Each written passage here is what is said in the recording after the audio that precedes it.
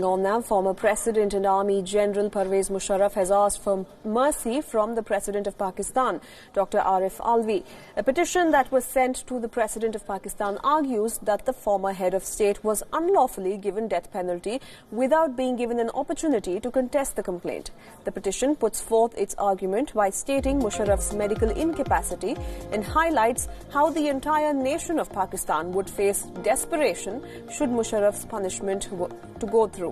Well, it cites Article 45 of the Constitution of Pakistan and makes its case about even the prospect of a looming death penalty diminishes a person's right to dignity.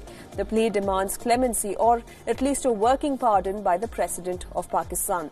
It is only under the recommendation of the executive, that is the Pakistani government, that a petition like this can be sent to the President for consideration in the first place.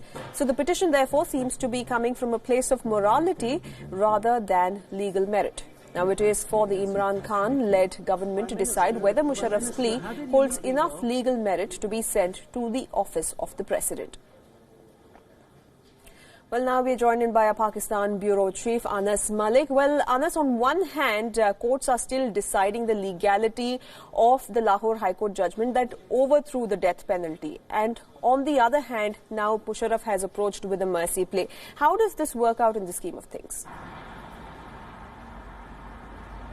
Well, Nishita, the only reason why Musharraf has approached the presidency through Shah Jahan Khan advocate is primarily because the legalities or the technicalities of the Lahore High Court's verdict that had basically quashed or held the formation of the special court as unconstitutional and illegal, because remember, the Lahore High Court is yet to issue a formal detailed verdict or a detailed order, and time is running out for Musharraf. He does not have much time on his hands. On the 17th of December, the special court ordered Musharraf to be hanged as well on charges of abrogating the constitution under Article 6. Subsequently, he had 30 days to file for a review. Now, in between, the Lahore High Court ruled that the formation of the special court that ruled on this was basically illegal and unconstitutional. Subsequently, Musharraf moved to the Supreme Court seeking to quash the verdict, because the Lahore High Court is yet to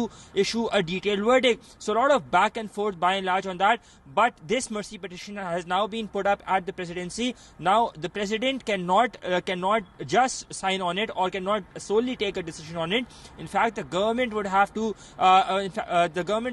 recommend it to the executive, to the president, and then it can only be executed, because this is what the citation in a Supreme Court case in 2016 said, so that it is the Article 45, the constitutional powers of such mercy petitions that may lie with the president on prima facie, but it is the right of the executive, and upon the recommendation of the executive only such cases can be carried out, or such instances can be carried out.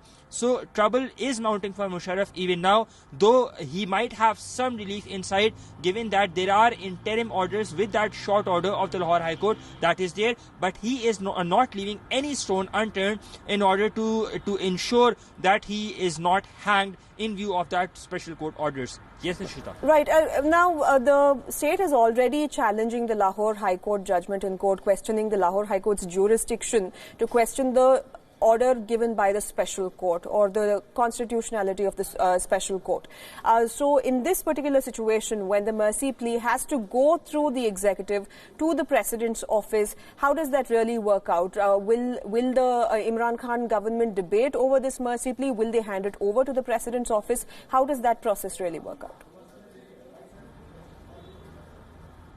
Well, just a clarification, the state of Pakistan is not challenging the Lahore High Court verdict to strike down the constitution of the special court. In fact, it will be the Pakistan Bar Council which will be challenging, but that too, it will be challenged once the detailed order comes in, because that is what the legal formality says. Now, just because the complete or the detailed verdict is not released as yet, therefore, in technical terms, Musharraf's conviction still stands and the order still stands from the special court. As I said, there are legal lacunas in there, and there could be some legal complications that might be to the Supreme Court to decide. Now, if at all this petition is taken up upon the advice of the executive or upon the advice of the government by the President, and in view of that, simultaneously the Lahore High Court or the Lahore High Court's order is also challenged, then it would be taken into the account would be taken into backdate, as what the legal experts have been telling it. But then there could be some sort of a constitutional crisis.